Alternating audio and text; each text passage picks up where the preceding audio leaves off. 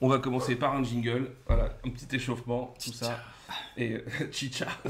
Ah, c'était un truc de Canal. C'est quoi, C'est ça clair. C'est Ah clair. oui, c'est Canal. Tu fais le journal du Nord, non? Juste avant. Juste avant. Et donc, du coup, Romain, présente-toi à nous. À moi. Qu'est-ce que tu nous racontes de beau? En gros, fais-nous ton CV minute et quelles ont été tes expériences jusqu'alors et qu'est-ce qui fait que tu es fan du Havre? Bon, déjà, je suis très content d'être ici. Ah bah, ça fait plaisir. Merci de m'avoir invité. Moi, de rien, ouais. Welcome. Donc sur le parcours, tu as un peu teasé. Donc oui, forcément, je suis pharmacien, donc pas très original par rapport à Désolé. ce que vous avez déjà pu avoir pour l'instant, mais bon, voilà, on fait avec. Hein, Ah bah on se c'est refait ça, pas, comme on dit. c'est des sales bêtes. Mais Donc moi, je suis voilà. pharmacien, j'ai fait mes études à Rouen, où j'ai pu rencontrer le doc ici présent. Pourquoi j'ai fait pharma déjà? On va dire que j'étais à l'aise dans les matières scientifiques, je savais pas trop ce que je voulais faire. Sur la vocation. J'avais entendu du bien de la Passion du pharma, maillot, on m'a quoi. dit que les soirs étaient sympas, Voilà, bon, partant je me de là. suis lancé, c'est parti, pharma. Et quand je suis arrivé en pharma, comme je pense beaucoup de personnes, pour moi la pharmacie c'était l'officine. Je connaissais pas les autres filières qu'on pouvait en fait faire une fois qu'on était en pharma. Donc voilà, pour moi c'était l'officine. Et puis au fur et à mesure, les filières se sont présentées à moi. Donc je vais pas rentrer dans le détail, mais l'officine, l'industrie ou l'hôpital, voilà. Et moi j'ai choisi l'hôpital. Ouais. Donc je me suis lancé. Ah ouais, bien sûr. Voilà, je me suis lancé pour passer l'internat, donc le concours de l'internat en 5e année. J'ai tenu 2 mois. Ah, ça a bien marché. Ça a bien marché. Au bout de 2 mois, c'est un 2 mois bien. au bout de 2 mois, je me suis dit non, c'est pas pour moi. Et donc j'ai eu le plaisir de refaire une deuxième 5e année pour repiquer en industrie. Et je me suis lancé en fait dans l'industrie. Ah, du coup, jusqu'en 5e année, t'avais pas encore fait Non, j'étais vraiment D'accord. parti sur l'internat. En fait, moi j'ai bossé à l'hôpital, comme toi, puisqu'on a travaillé ensemble à l'hôpital, et c'était quelque chose qui me plaisait bien. Donc, mais j'ai vraiment pas eu le courage de me relancer en fait en mode concours et puis repartir dans les études à 100%. C'est vrai que c'était compliqué après 5 ans. Donc voilà, je me suis rendu compte rapidement que l'hôpital c'était pas pour moi, et j'ai basculé en industrie. Et donc je suis reparti sur une 5e année Indus. Donc en 5e année Indus. C'est rare, c'est intéressant. Ouais, après. Oui, parce que souvent, alors, les gens qui font hôpital, ils rebasculent plutôt en officine, non? Oui. Après. Je sais pas en fait. Je pense, c'est une question de caractère. Moi, pour le coup, en fait, je savais que je voulais pas faire officine. C'est-à-dire que l'hôpital, en fait, c'est quelque chose qui me tentait, mais l'officine, vraiment, c'est quelque chose qui m'intéressait pas. J'en avais un petit peu fait pendant mes études, comme beaucoup de pharmaciens, et c'était pas quelque chose qui m'attirait plus que ça. Tu voulais pas faire ta vie. Non, c'était ça. Je me voyais pas, en fait. Je me passais la même vie dans une boîte. Il y aurait eu QP Pharma sur Twitch avant. Ça m'aurait peut-être. c'est vrai. Mais en plus, c'est vrai que la fac de Rouen, pour le coup, la filière industrie, alors à mon époque, parce que maintenant je pense que ça se développe un peu plus, mais c'est vrai qu'à notre époque, en fait, la filière industrie, il y avait peu de personnes au final. Moi, je sais qu'en 5e année, on devait être une quinzaine. Et dans les 15, il y en avait 8 qui voulaient faire marketing. Ouais. Et au final, les filières, alors ce qui est un peu étonnant, parce que Ça a changé, ça. la Haute-Normandie est quand même super riche en termes d'industrie. Il y a beaucoup d'industries. Il n'y a pas de master industriel, beaucoup de sites de prod. Ouais. Il n'y a pas de master industriel à Rouen. Et la filière industrie n'était pas développée, quoi. C'est vrai qu'on n'était pas sensibilisé à tous les métiers qu'il pouvait y avoir autour de l'industrie pharma. C'est vrai. Donc voilà, donc une petite erreur d'aiguillage, mais j'ai quand même fini mes études en 8 ans, comme tout le monde en pharma, quoi. Oh, bien sûr. C'est 8 ans la pharma, ça. C'est 8 ans. C'est Ouais, 8 ans, c'est 8 ans. officiellement, c'est 8 ans. hein. Donc, Mais je sais pas, moi j'ai fait que 7. T'as fait que... Ah, mais t'as fait ça déjà. T'as sauté une classe. Bon. J'ai- T'as sauté une classe. J'étais en Il y a un avance. il y a un redoublement que t'as pas fait, quoi. La première année. T'as pas redoublé la première année? Non, j'ai redoublé ma première année Ah, et après je suis j'ai passé peur. tout chousse. Ouais. Après, t'as fait tout chose. Contrairement à certaines personnes. À certains, mais bien que sûr. Après, il y en a qui aiment la facilité, puis d'autres un peu le Voilà. défi. Ouais, quoi. voilà, c'est Voilà. ça. Donc, ils veulent gagner en maturité avant d'aller se confronter au monde du Ils sont pas travail. prêts. J'y vais mais j'ai peur quoi. La neige était trop molle. Elle est froide, j'ai peur quoi. Hop, petit coup sur la nuque, Voilà. petit pédilure, la brasse Voilà. et puis t'y vas quoi. Mais oui. Donc voilà. C'est un peu aussi la base de ton surnom de doc parce que t'as eu ta thèse très tardivement. Ouais, tout à fait. Et donc je libérais avec l'aide de Christophe et j'ai attendu un an qu'il puisse Exact. libérer Des lots, des lots. parce qu'il faut une thèse pour libérer de l'eau. Et ouais, petite Ah oui, quand t'es arrivé, t'étais pas taisé. Et non, Ouais. c'est ça. J'en connais Bref. d'autres dans le chat. Bref, 5e année, je Ouais. me trompe, je corrige, j'arrive en industrie. Et donc là, pareil, une idée très parcellaire en fait des différents métiers de l'industrie. Et en 5e année, on peut faire des stages. Donc j'attaque.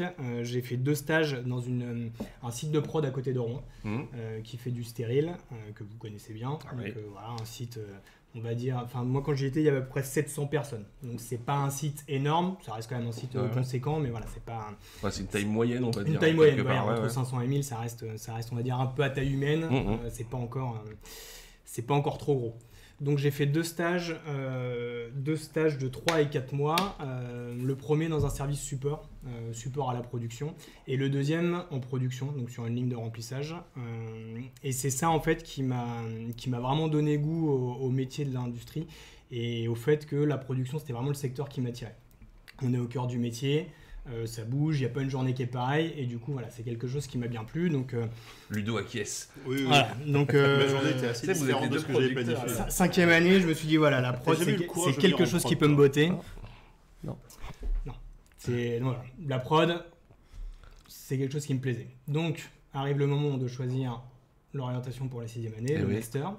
Donc à Rouen, forcément, il n'y avait pas grand-chose. Moi, je voulais faire un master de prod, et donc j'ai fait ma 6e année à Lyon, donc à l'IPIL, donc l'Institut de pharmacie industrielle de Lyon. Moi, il y avait 2 masters en fait quand j'ai vraiment cherché, qui étaient très orientés production. C'était celui de P11, donc à Paris 11, Ouais. et celui de Lyon. Et celui de Lyon proposait en plus de pouvoir travailler en alternance, de pouvoir intégrer une boîte en alternance que proposait pas encore P11. Alors maintenant, je crois qu'ils le font. Il y en a Mais de plus en plus. À hein, on en l'époque, parlait, ils le faisaient pas. Ça, c'est de mieux en mieux l'alternance. C'est vrai qu'on en a Voilà. parlé la semaine dernière. C'est le truc qui fait que ça peut. Bah si, quand on peut le faire, moi je le conseille parce que Bien vraiment, sûr. alors déjà ça permet de rentrer vraiment, en fait quand on est alternant, en fait on est employé de la société. Donc on n'a pas un rôle de stagiaire, enfin on a un contrat. Oui, et, c'est vrai. et souvent les périodes sont un petit peu plus longues et ça permet vraiment de s'intégrer. Bah, Donc, c'est un an, quoi. Hein. Et puis, enfin, en gros, c'est Non, un an c'est- d'alternance. tu peux avoir 2, 3, ça dépend de ton truc. Hein. Alors moi dans Oui, mon mais cursus, dans- ouais, c'était on est moi pour les c'était pharma, 13 ouais. mois, moi, je c'était parle pas que pour les pharma. Tu sais, Ah ouais. Non, mais bien sûr. Après, moi non, l'alternance tu- c'était 13 mois, il y avait les 4 premiers mois en fait qui étaient à l'école, et après tu avais une période d'alternance qui était avec c'était l'école de commerce de Lyon en fait. Donc on avait une semaine à l'école de commerce, en Mhm. fait l'école de management, pour avoir des cours sur différents sujets, du market, des trucs. Alors pas forcément en fait quand on fait un master prod, pas forcément ce qui nous intéresse. Par contre assez enrichissant parce que le mode de fonctionnement d'une école de commerce quand on a connu la fac, c'est complètement différent. Et en termes de pédagogie, c'est quelque chose de Ah, c'est vachement vrai, ouais. enrichissant. Et enfin moi le market, honnêtement, c'est pas quelque chose qui me bottait. Enfin il y a beaucoup de choses en fait qui sur le papier m'intéressaient pas. Chacun son truc. Et les, Ouais, pro- c'est non, mais clair. les profs en fait arrivent quand même à rendre la chose intéressante, parce qu'en fait ils ont des méthodes pédagogiques qui sont complètement à l'opposé en fait de ce qu'on peut avoir à la fac, où on est sur des cours très théoriques, très voilà, là c'est un mode de fonctionnement différent. Donc c'était quand même assez enrichissant. Et donc voilà, donc j'ai intégré l'IPIL et j'ai eu un contrat en alternance dans une grosse boîte française sur un site imposant, puisque quand j'y étais il y avait plus de 3000 personnes. Ouais, donc sur là, c'est la plus la taille fabrication de humaine, là. vaccins. Donc là, on est vraiment dans un mastodonte. C'est un des plus gros sites de France, si ce n'est le plus gros site de France. Et là, on arrive vraiment dans une structure qui est très grosse, très complexe. On en reparlera. On en reparlera tout à l'heure. Ouais, ouais, je carrément. vais pas rentrer dans C'est ça. trop dans Structurons le détail, mais débat. voilà, quelque chose de costaud, et Ah ouais. qui m'amène aussi à être ici, puisque voilà, l'idée c'est aussi de pouvoir parler des petites boîtes, des grosses boîtes. Donc j'ai fait mon alternance à Lyon. Et une fois terminé, je suis reparti dans ma région, en Normandie, LH. et j'ai intégré, là pour le coup, un site. Ouais. Alors je suis pas revenu au Havre, mais Ah, mais il y a des industries j'ai sympas. atterri à Évreux. Ouais, ça va. C'est autre chose, c'est différent, faut le vivre. Il y a moins la mer. hein, Voilà, déjà. C'est vrai. donc je suis arrivé à Évreux Il y a sur Lyton. il y a Lyton. Il y a Lyton. Les bords de Lyton. Hein Sur un site beaucoup plus petit, Ouais. puisque c'est un site où il y avait à peu près 200 personnes. Donc petit site, petite structure, puisque c'était un façonnier, donc un sous-traitant.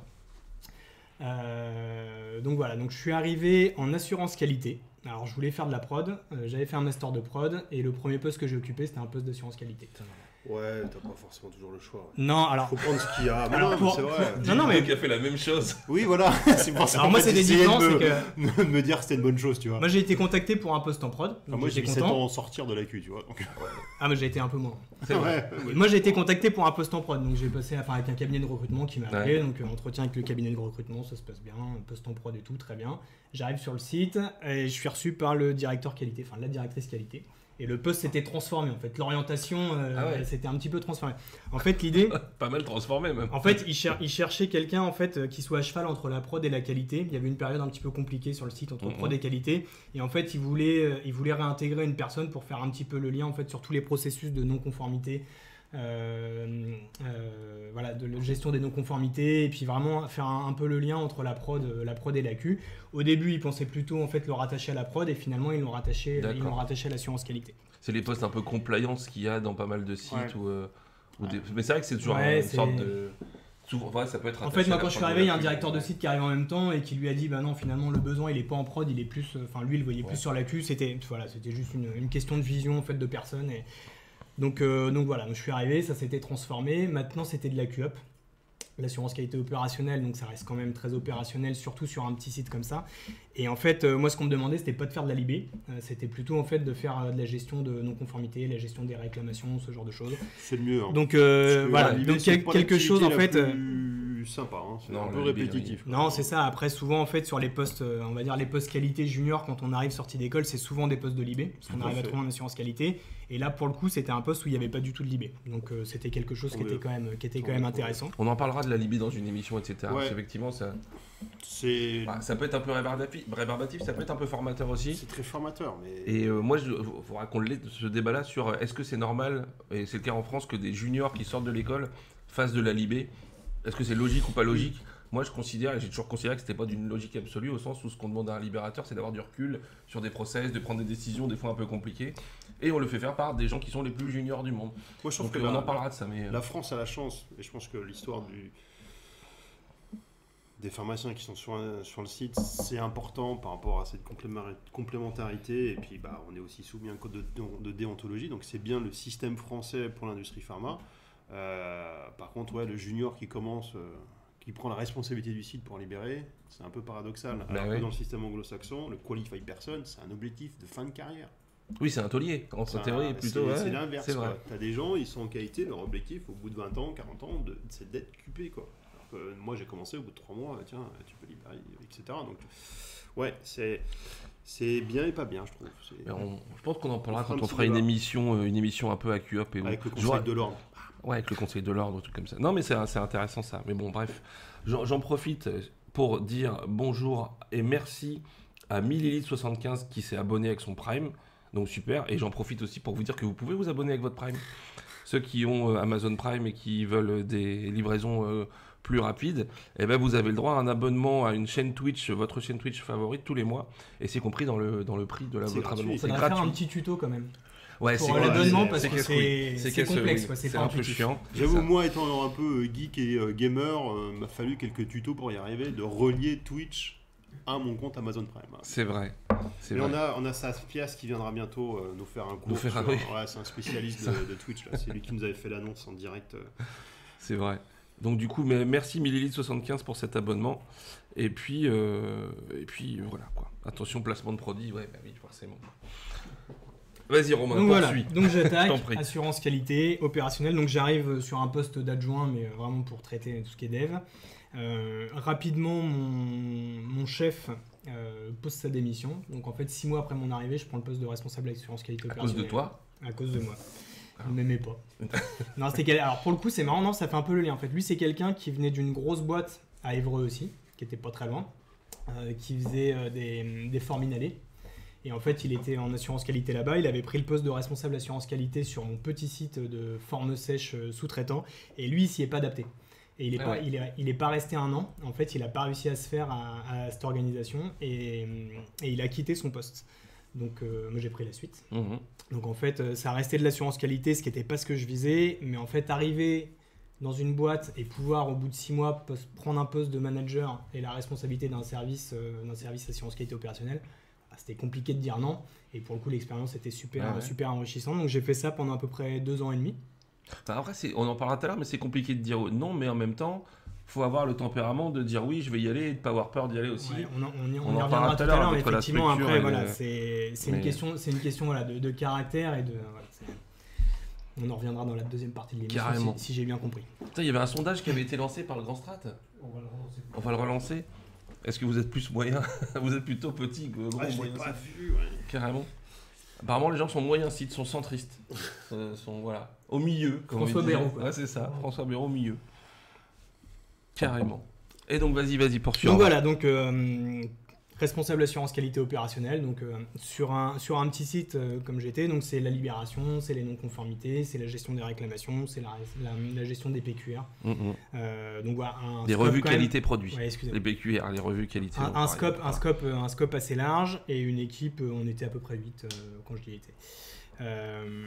Donc voilà, j'ai accepté le poste, sachant que voilà, mes premiers amours c'était la production et en fait avec mon directeur de site à l'époque, j'avais toujours été clair sur le fait que si à un moment il y avait moyen de rebasculer en production, c'est quelque chose qui m'intéressait.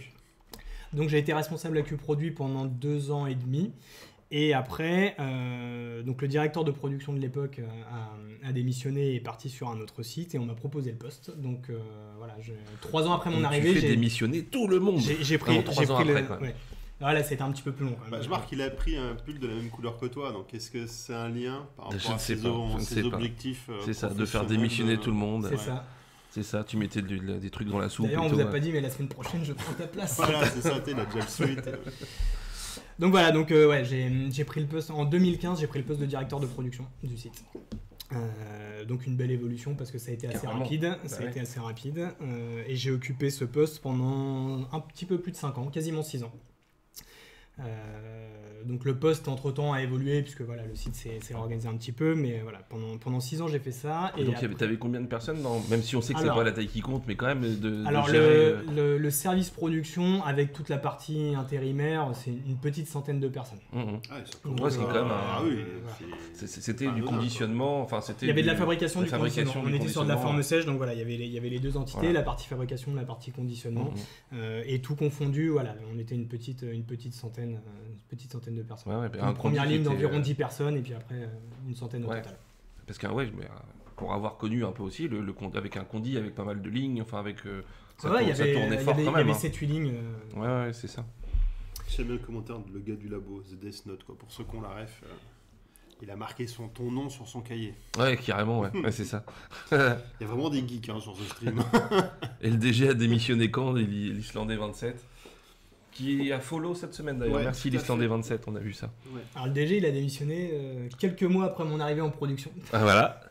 Mais là pour le coup ça faisait un peu court. C'est une montre religieuse. Ça faisait un peu court. Ouais. Après en fait on est sur un type de site. On en reparlera sûrement un petit peu plus tard. Mais où les gens en fait, il y a quand même un turnover qui est assez important. Que ce soit au poste de cadre.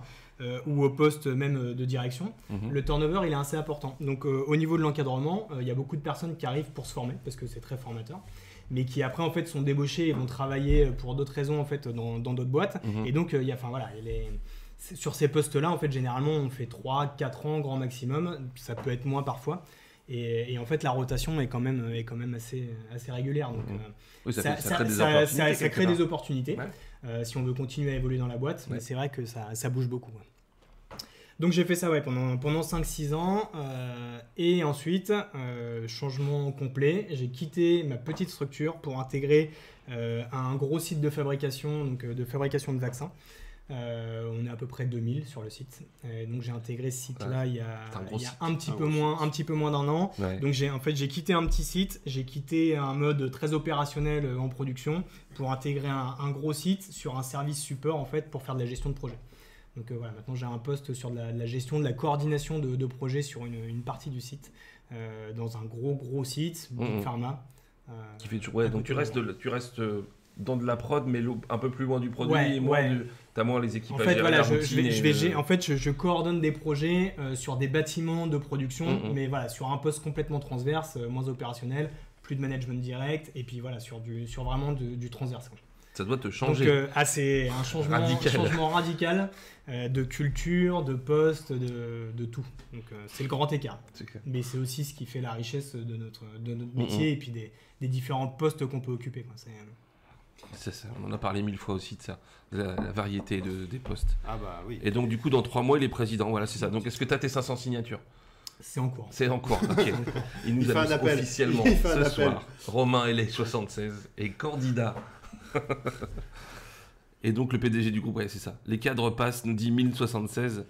Ah bah les cadres, et puis pas que les cadres, hein, parce que, enfin on en parlera peut-être après, mais alors oui, il y a plus de turnover chez les cadres si, quand même, mais il peut y avoir aussi des villes où il y a plusieurs industries pharma, des petites, des moyennes, des grosses, où des fois c'est le petit qui est centre de formation pour des opérateurs, et puis ensuite ils vont changer... En fait c'est clair, et ça dépend aussi du contexte. En fait il y a des périodes où il y a des grosses boîtes qui vont désinvestir, et pour le coup en fait il y a un afflux de personnes qui sont sur le marché, et pour des petites structures, c'est facile de leur côté. Par contre, effectivement, quand la grosse boîte qui est à côté commence à recruter parce qu'elle a besoin en fait de renforcer ses équipes, souvent, effectivement, c'est les petites structures qui en font les frais, parce que voilà, on sait que les gens sont souvent un petit peu moins payés, donc c'est plus facile en fait de débaucher les gens sur les petites structures. Et donc, c'est valable pour les opérationnels, mais pour des techniciens de labo aussi. Enfin, j'ai en tête dans toutes les strates de l'organisation, c'est pas forcément que les postes de direction, quoi. C'est vrai. On va en parler aussi de ça. Oui. Sacré parcours, nous dit le grand Kevin. Bah oui. Carrément. Le mec, il met longtemps à se dire, tiens, j'ai envie de faire de la prod. Après, il envoie. Et t'as l'impression que 3 ans après, il est directeur de prod, quoi. C'est comme si, j'apprends à nager, et 3 ans après, je suis au JO, quoi. Ça a été un peu... Après, enfin, voilà, je pense qu'il y a deux choses. Effectivement, c'était une volonté, donc voilà, moi j'ai fait aussi ce qu'il fallait pour y arriver. Maintenant, c'est aussi une question de chance, faut pas se voiler la face. Je suis arrivé dans une structure qui m'a permis d'évoluer, avec des personnes au-dessus de moi qui me faisaient aussi confiance. Tu as fait un pari aussi d'aller dans une boîte spécifique aussi. Alors ce que j'ai pas dit effectivement, c'est que voilà, quand j'ai fait mon alternance en fait dans la grosse boîte à Lyon, sur le moment, j'ai pas forcément adoré mon stage. Par rapport au stage que j'avais pu faire avant sur le site dans la région de Rouen, là je suis arrivé dans un site qui était gros, et en fait il y a une inertie, mais on en parlera tout à l'heure, mais une inertie dans ces sites-là qui m'a fait dire, voilà, ma première expérience, je veux que ce soit dans un site maximum 500 personnes. Je voulais retrouver un petit peu cette taille humaine dans le site. Donc c'est aussi un choix en fait. J'ai voulu intégrer une structure plus petite. Pour le coup, pas forcément un façonnier, parce que c'était quelque chose que je connaissais pas, j'ai découvert en y arrivant. Mais je voulais vraiment, en fait, je raisonnais en taille de site, je voulais vraiment arriver sur un site de petite à moyenne taille, on va dire. Ouais, c'est ça. Tu réfléchissais pas à quelle était l'entreprise, mais plutôt à la taille du site. Et c'est vrai que, on va en parler aussi, mais il y a plein de boîtes qui ont des sites de taille différentes en fonction, si on parle de sous-traitants, de rachats, etc., il y a des sites qui peuvent être rachetés à des entreprises qui peuvent être des très gros sites. De 3000, c'est quand même rarement le cas quand même. En sous-traitance, en fait, c'est compliqué de gérer des gros sites comme ça. Donc c'est vrai que dans le métier de la sous-traitance, alors peut y avoir des sites importants, mais sur des tailles comme ça, c'est quand même compliqué, parce que c'est moins la tendance. La gestion est compliquée. Tu peux aller de 100 à 800 personnes, quoi. 1000 personnes, je pense que ça reste vraiment la taille un peu critique. Après, il faut vraiment des moyens pour faire vivre un site de plus de 1000 personnes. Enfin, il y a une organisation à mettre derrière qui est un peu plus complexe et qui nécessite d'avoir vraiment des moyens. Bien. Eh ben ça, c'est un beau parcours. Qu'est-ce que vous en pensez dans le chat? Est-ce que vous avez des questions déjà pour Romain, sur son parcours? Est-ce que c'était très clair en tout cas? Et c'est vrai que Romain a quand même... il fait jeune comme ça. Hein. Je suis jeune. C'est pour ça. Non mais c'est vrai que par contre, clairement, t'as eu des belles opportunités. Du coup, t'as un parcours qui est quand même super chouette. Pour l'âge que t'as, c'est quand même vachement bien. Mais après, on y reviendra tout à l'heure, mais effectivement, je pense que c'est...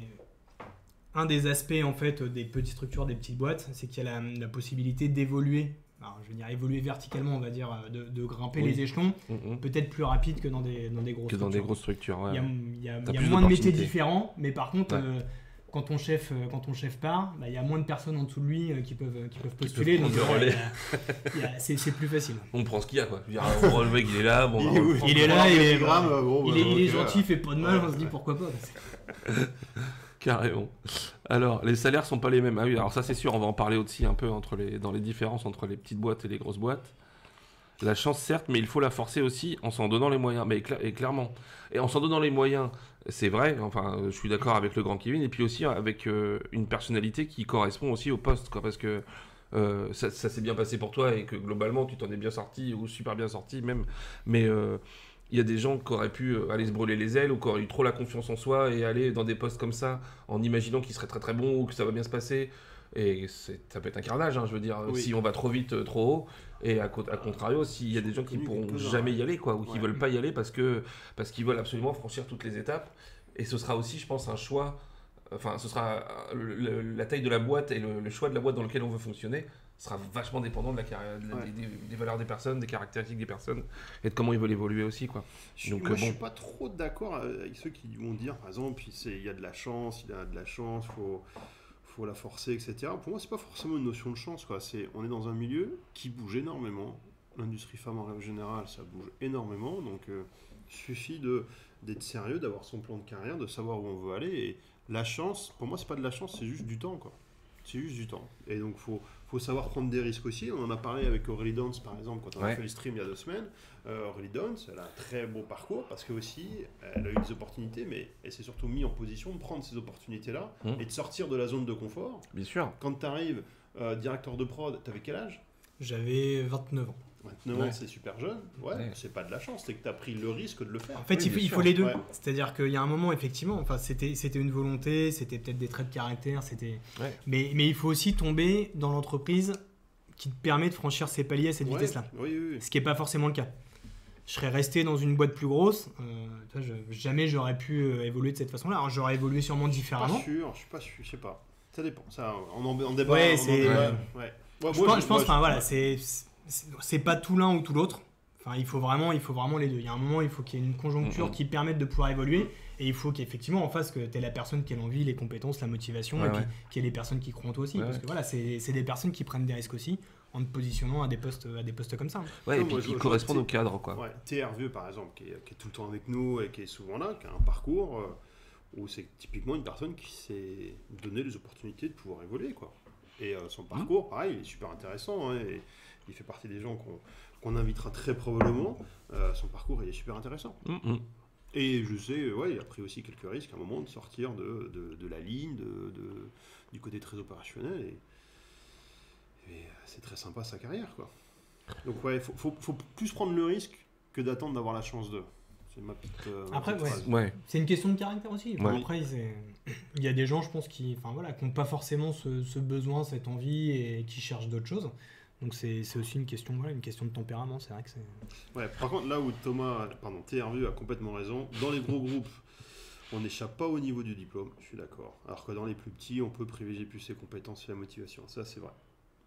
Mais en fait, je pense que du groupe aussi. Ça ressort plus en fait dans une petite structure. En fait, ça se voit. Hein. De toute façon, quand il y a des personnes qui sortent du lot, ça se voit plus facilement dans une petite structure où la personne est capable en fait d'aller peut-être au-delà de ses responsabilités et d'être proactive sur certains trucs et de montrer qu'elle a envie de taper dedans, de voir autre chose. Ouais. Dans des grosses boîtes où des fois on est peut-être un petit peu plus contraint, un petit peu plus enfermé en fait dans un poste, dans un périmètre.